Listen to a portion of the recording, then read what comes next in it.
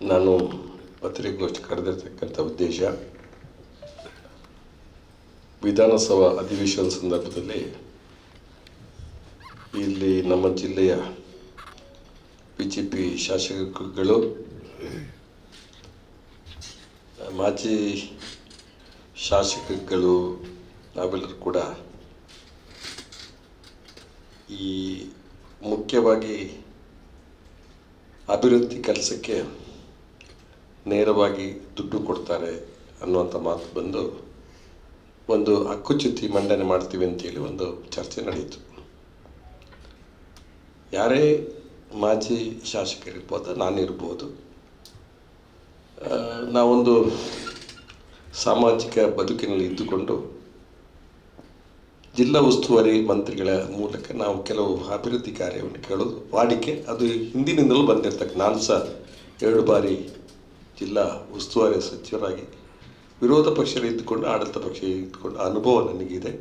ಇದು ಹೊಸತೇನಲ್ಲ. ಆದರೆ ನಮ್ಮ ಒಂದು ಅಭಿವೃದ್ಧಿ ಯಾವುದೇ ದುಡ್ಡು ಅದು ಕೊಡುವಂಥದ್ದು ಆಯಾಯ ವಿಧಾನಸಭಾ ಕ್ಷೇತ್ರದ ಜನರ ಬೇಡಿಕೆಗೆ ಅನುಗುಣ ಆಗ್ತಕ್ಕಂಥ ಕೆಲಸ. ಅದಕ್ಕೆ ಈ ರೀತಿ ಒಂದು ಅದನ್ನು ವಿಧಾನಸಭೆಯಲ್ಲಿ ಪ್ರಸ್ತಾಪ ಮಾಡ್ತಕ್ಕಂಥದ್ದು ನನಗೆ ತುಂಬ ಮನಸ್ಸಿಗೆ ನೋವಾಗಿದೆ.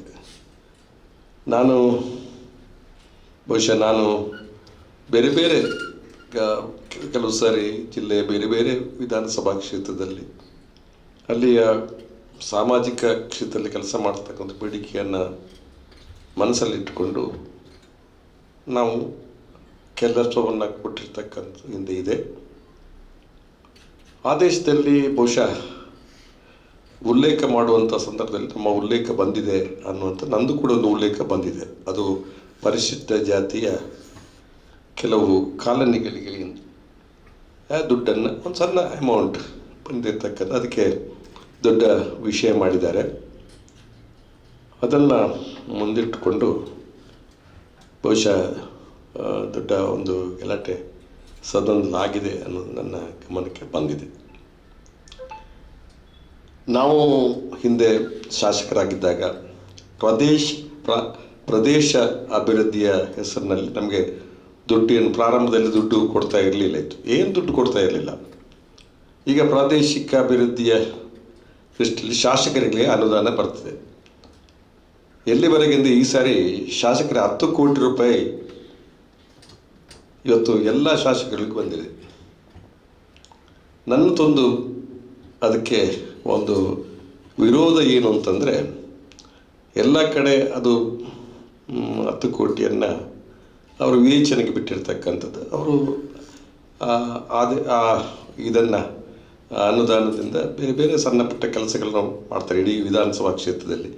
ಆದರೆ ಅವರೇನು ಮಾಡ್ತಾರೆ, ವಿಧಾನಸಭಾ ಕ್ಷೇತ್ರದಲ್ಲಿ ಕಟೌಟ್ ಹಾಕ್ತಾರೆ. ಮೊದಲದು ಅದು ಕೂಡ ಒಂದು ಕಾಲದಲ್ಲಿ ಇರಲಿಲ್ಲ. ಅದೊಂದು ಹೊಸದಾಗಿ ಪ್ರಾರಂಭ ಆಗಿರ್ತಕ್ಕಂಥದ್ದು. ನಾನು ಅದನ್ನು ಉಲ್ಲೇಖ ಮಾಡೋದಕ್ಕೆ ಹೋಗೋದಿಲ್ಲ. ಆ ಕಟೌಟ್ನಲ್ಲಿ ಬಹುಶಃ ರಾಜ್ಯ ಸರ್ಕಾರದ ಅನುದಾನ, ಅದು ಶಾಸಕರ ನಿಧಿ ಅಂತೇಳಿ, ಶಾಸಕರ ಅಭಿವೃದ್ಧಿ ಕೊಟ್ಟಿರ್ತಕ್ಕ ಹಣ ಅಂತೇಳಿದರೆ ಅದು ಶಾಸಕರ ನಿಧಿ ಹಣ ಅಂತೇಳಿದರೆ ಅದು ರಾಜ್ಯ ಸರ್ಕಾರ ಕೊಡ್ತಕ್ಕ. ಇವರೆಲ್ಲ ಬ್ಯಾನರ್ಗಳಲ್ಲಿ ಮೋದಿ ಫೋಟೋ ಹಾಕ್ತಾರೆ. ಏನು ಮೋದಿ ಅವ್ರ ದುಡ್ಡಲ್ಲ. ನಾನು ಯಾಕೆ ಅಂತೇಳೋದು, ಇವರು ಬೇರೆ ವಿಚಾರವನ್ನು ಮುಂದಿಟ್ಟುಕೊಂಡು ಮಾತಾಡ್ತಾ ಇದ್ದಾರೆ. ಇವರು ರಾಜ್ಯ ಸರ್ಕಾರದ ಅನುದಾನವನ್ನು ಬಿಡುಗಡೆ ಮಾಡಿದಾಗ ಹಾಗೆ ಮೋದಿಯವರ ಫೋಟೋ, ಅದೇನು ಕೇಂದ್ರ ಸರ್ಕಾರ ದುಡ್ಡಲ್ಲ. ಇದು ಈ ಥರ ಮಾಡ್ತಕ್ಕಂಥದ್ದು ನಾವು ನೋಡ್ತಾ ಇದ್ದೀವಿ. ನನಗೆ ಬಹುಶಃ ಭಾಳಷ್ಟು ವರ್ಷಗಳಿಂದ ನಾನು ಕೆಲಸ ಮಾಡಿಕೊಂಡು ಬರ್ತಾಯಿದ್ದೆ. ಸಾಕಷ್ಟು ಅಭಿವೃದ್ಧಿ ಕೆಲಸವನ್ನು ನನ್ನ ಕ್ಷೇತ್ರದಲ್ಲೇ ಮಾಡಿದ್ದೇನೆ. ಇದು ಇಂತಹ ಸಣ್ಣ ಅನುದಾನದ ಬಗ್ಗೆ ನಾನು ಮಾತಾಡುವಂಥದ್ದು ಹೋಗ್ತಾ ಇಲ್ಲ. ಆದರೆ ನನ್ನ ಕಾಲದಲ್ಲಿ ಶುರುವಾಗಿರ್ತಕ್ಕಂಥ ಅನೇಕ ಕೆಲಸ, ಯಾಕೆ ಈ ಸಂದರ್ಭದಲ್ಲಿ ನಾನು ಮಾತಾಡಬೇಕಾಗಿದೆ, ಇವತ್ತೂ ಕೂಡ ಅನೇಕ ಮಹತ್ವದ ಕೆಲಸ ಕಾರ್ಯಗಳ ಅರ್ಧದಲ್ಲಿ ನಿಂತಿದೆ. ಕಳೆದ BJP ಸರ್ಕಾರ ಇದ್ದಾಗ ಅದನ್ನು ಅರ್ಧದಲ್ಲಿ ಬಿಟ್ಟಿದ್ದಾರೆ. ಪಂಚಮಂಗೇಶ್ವರಾಯರ ಭವನ ಅಂತ ನಾವು ಭಾರಿ ಸುಂದರವಾದ ಭವನ ನಿರ್ಮಾಣದ, ಅದು 80% ಕೆಲಸ ಆಗಿದೆ. ಬಹುಶಃ ಅವರ ಬಂಟ್ವಾಳದಲ್ಲಿ ಅವರ ಹುಟ್ಟಿದ ಜಾಗದಲ್ಲಿ ಪಂಚಮಂಗೇಶ್ವರ ಭವನ, ಅದು ಕನ್ನಡ ಸಂಸ್ಕೃತಿ ಇಲಾಖೆ, ಬಹುಶಃ ಮುಖ್ಯಮಂತ್ರಿಯವರು ಇದ್ದೇ ಅದಕ್ಕೆ ಶಂಕುಸ್ಥಾಪನೆಯನ್ನು ನಾವು ಮಾಡಿದ್ವು. ಆದರೆ ಅದು ನಾವು ಸರ್ಕಾರ ಹಿಂದಿನ ಸಿದ್ದರಾಮಯ್ಯ ಸರ್ಕಾರ ಹೋದ್ಮೇಲೆ ಅದು ಯಾರಾದ್ರೂ ಅದರ ಮುಖ ನೋಡಲಿಲ್ಲ, ಅದು ಹಾಗೆಯೇ ಇದೆ. ಈಗ ಮತ್ತೆ ಬಂದಾಗ ಅದನ್ನು ಮಾಡಿಸಬೇಕು ಅಂತ ಪ್ರಯತ್ನ. ಇಂತಹ ಸಂದರ್ಭಗಳಲ್ಲಿ ನಾವು ಇಂಥ ಕೆಲಸ ಮಾಡಿದಾಗ ಇದಕ್ಕೆ ಈ ಥರ ಪ್ರತಿರೋಧ ಬರ್ತದೆ ಅಂತ ಹೇಳೋದಂಥ ಸರಿಯಾ ಅಂತ ಹೇಳುವಂಥ ಪ್ರಶ್ನೆ. ಹಾಗೆಯೇ ಬೇರೆ ಬೇರೆ ನಮ್ಮಲ್ಲಿ ಒಂದು 20 ಕೋಟಿ ರೂಪಾಯಿ ಒಂದು ಸೇತುವೆ, ಅದಕ್ಕೆ ಒಂದು ಅಜಲಮುಗೇರು ಮತ್ತು ಕಡಿಶ್ವಾಲೆ ಅಂತೇಳಿ 2 ಸೇತುವೆಗಳ ಮಧ್ಯೆ ಒಂದು ಸೇತುವೆ, ಅದು ಸೌಹಾರ್ದ ಸೇತುವೆ ಅಂತೇಳಿ ಅದಕ್ಕೆ ಮಂಜೂರಾತಿ ಆಗುವಾಗಲೇ ಅದಕ್ಕೆ ಬಂದಿತ್ತು.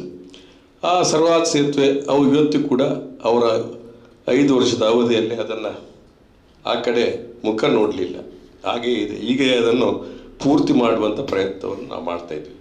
ಇಂಥ ಸಂದರ್ಭದಲ್ಲಿ ಮತ್ತೆ ಬಂದರೆ ಹೀಗೆ ಇಂಥ ನಮ್ಮಲ್ಲಿ ಒಂದು ಕ್ರೀಡಾಂಗಣ ಬೆಂಜನ್ಬೋದಲ್ಲ, ಅದಕ್ಕೆ ಎಲ್ಲ ಜಾಗಗಳನ್ನು ಮಾಡಿ ಒಬ್ಬ ಖಾಸಗಿ ವ್ಯಕ್ತಿಯ ಜಮೀನನ್ನು ಸರ್ಕಾರದ ತಗೊಂಡು ಸರ್ಕಾರದಲ್ಲಿದ್ದ ಜಾಗವನ್ನು ಎಕ್ಸ್ಚೇಂಜ್ ಮಾಡಿ, ಯಾಕಂದರೆ ಕಾಂಪ್ಯಾಕ್ಟ್ ಆಗಿ ಒಂದು 10 ಎಕರೆ ಜಾಗ ನಮ್ಗೆ ಬೇಕು ಅಂತೇಳಿ ಅದು ಮಾಡಿ ರೆಡಿ ಮಾಡಿ 10 ಕೋಟಿ ರೂಪಾಯಿ ಮಂಜೂರಾತಿ ಆಯಿತು.